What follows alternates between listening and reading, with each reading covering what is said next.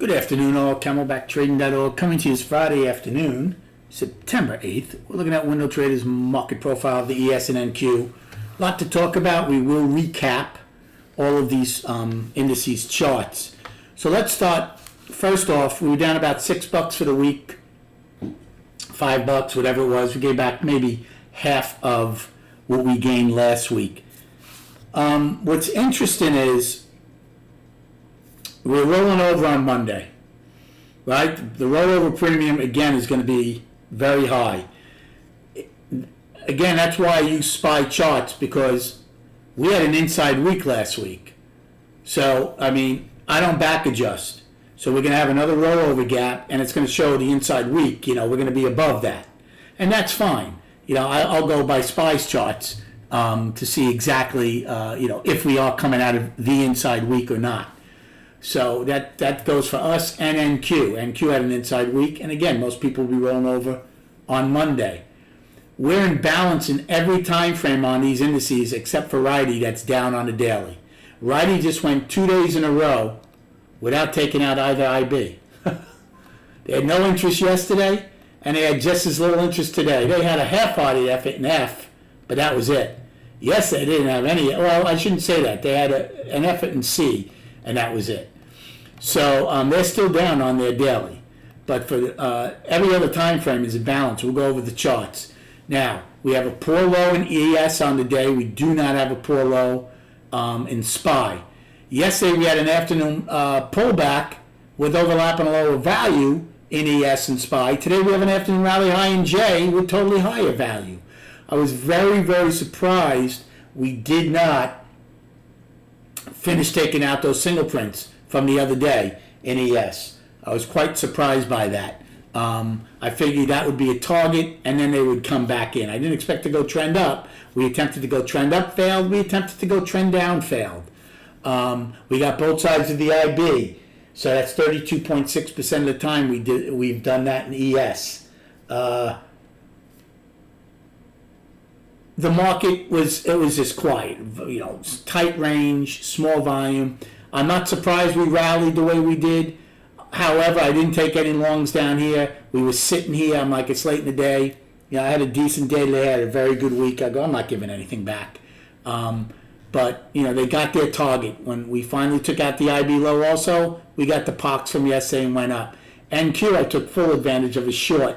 Well, not full advantage. We'll go over that in a minute. But did well on a short to finally get the IB low, because they never got their IB high like we did in C period. So in A period, I did take a short in ES against yesterday's high, thinking that we might front run it. Took it off for a 2-point loss. Then I turned my attention to NQ because it looked like they really wanted to go get their overnight high, and I made 44 points on that. So that was a really nice trade. Then in A period, I got long in ES to go get the overnight high, made 4 points on that. So after A period, I was up 2 in ES, up 44 in NQ. Made some more points in NQ, in ES in B period to go get the overnight high. We didn't get it in A period, but I still made money on a long. We finally got it in B. And then I took a long in NQ also to go pop A's high. That I made 24 points. So early on, I was up 4 points in ES, 68 in NQ. And then I got long in NQ and C because I thought we would at least take out the IB high. I really thought we'd get the IB high. We were still far away from the single prints, but with the higher value, taking out yesterday's high to come back into balance, well, it cost me 75 points. It was only a 2-lot, but I got stubborn and I held it. So I went from up 68 points to down 7 points in NQ. My fault. And then the market just really stalled again. The way it was doing yesterday with the little new highs, it was kind of doing the same thing, not getting much rotational. I wanted no part of it. I did take a short. Now here's where I should have really crushed it. when J period finally went higher, we had lowered POC by that time now. And that kind of set off my, my senses. We lowered volume POC in ES. We lost the perfect POC in ES and NQ. We lowered POC. So when J went high and it was sitting here, I was like, you know what? We were right near the overnight high again. I'm like, I think NQ is going to take out the IB low. I didn't know if we would because we got the IB high already. But I thought NQ had better odds of taking out the IB low. And at around 40, 41, I'm like, don't ask me why, but I didn't pull the trigger. And then right after that, this happened. And I was furious at myself. But then I did finally jump on a short in J and K and made 40 points in J and K and NQ. So I ended up making 33 points in NQ, only 4 in ES, but on the week I made 26.5 in ES and 182 in NQ. So very happy with the week. The only other trade I could have taken is, again, to fade these new lows because I thought they weren't going to really get much to the downside. I didn't do it, and obviously you see what M period did late. But a good week. We saw the market very well. This would have been a killer trade if I had shorted this at 40, 41 because it came in pretty hard when it did. So I was a little upset with myself, but at least I got involved late in J and in K period to make those 40 points. So as far as destinations, in SPY, downside is 444.53, and then you should have the ones from yesterday. The upside, we have today's, what do we have? We have the 9-wide POC at 445.90. The afternoon rally high at 446.22 in J. Today's high 447.11. And then the single print still from the 6, 447.12 to 41. In ES, downside is 51.50, which is a poor low, and you should have the others from the downside. And in fact, we have two poor lows now, 51.50 and 23.25, which is a weekly low and a poor low. Interesting. For the upside, we have 9 wide at 65.25. We have the afternoon rally high at 68.75, and we have today's high of 77.50, and then the single print start at 77.75 and get filled at 83. I really thought they would get filled today. I'm glad I didn't get stubborn in ES looking for that, that's for sure. So let's go to our charts. Now, Russell is in perpetual balance on the monthly from May of 2022 through this month, September of 23. Where buyers have to be a little concerned is we got close to the balance high 2 months ago. Now we had an inside month last month, and now we'll see what happens this month if we come out of it to the downside or the upside. But it's purely balance on the monthly for the IWM. Weekly is balance also. It's a 4-week balance, okay? And the daily is still down. They never took out yesterday's high, and we took out yesterday's low early.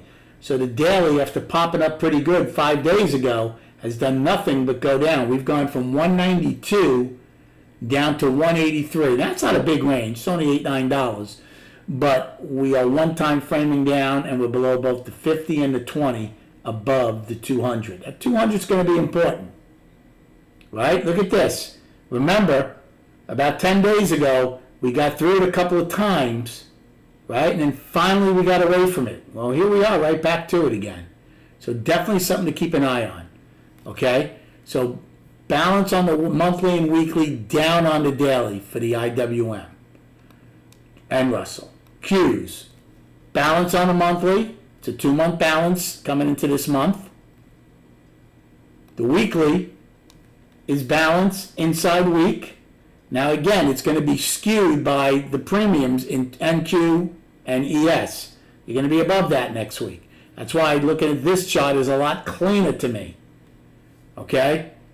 So monthly is balanced, weekly is balanced with an inside week, and the daily is a 3-day balance right now Wednesday, Thursday, Friday. Okay? And they closed literally right above the 50-day moving average. This is a market needing more MGI, all of us. ES and SPY, 2-month balance coming into this month, so it's still balanced. The weekly is balanced inside week. Now this week's range was under only a little over $8. Now we might be quiet early next week, especially with the rollover and the premium, but we have CPI on Wednesday, PPI on Thursday, ex-dividend SPY Thursday night, and Friday, quadruple expiration, heading into Fed week next week. So we might start off slow, right? It's like the Ike and Tina Turner song, Proud Mary. We're going to start this week slow, and we're going to do it nice and easy, and then they're going to get rough later in the week, hopefully, with coming out of this balance. I really hope we come out of balance some point next week and out of this inside week. So balance on the weekly, and then the daily is also a 3-day balance with that gap above still my main focus. We closed below the 50, but above the 20. So we're stuck in that, and I wouldn't doubt if we play inside of here over the next 2 days, Monday and Tuesday, and then Wednesday, instead of a 3-day balance, maybe we'll have a 5-day balance by Wednesday and either explode out of it to the upside or the downside. Horrible volume again today with 60.5 million, not even close to our average of 82 million. Once again, when it was slow today, we do nothing but educate, inform, show people what's going on in the profile and on the charts. So we're not just sitting idle when we're waiting for something to happen in the market, okay? Plus, I told the room, let's go back real quick. I told the room, let's go back to the profile. When we got up here, I said to the room, it's always, we tell the room, it's not after the fact. I said to the room, is G and H our afternoon pullback at the time, or can J be an afternoon rally high? Now, initially I said I wasn't looking for that because we had higher value and everything, especially in ES. But in NQ, when I was sitting up there, I thought it was going to roll. And so I told the room, I said, again, this could be an instance of we stopped the one-time frame and got above the 144 and we give it up. Boy, oh boy, did we give it up. And we finally went and got the IB low. So a lot of educating going on in this room, both profile-wise, chart-wise, and trading-wise. I hope you had a great week trading. Rest up. Enjoy your weekend. Stay safe. Come check us out at camelbacktrading.org, and we'll speak prior to the opening on Monday.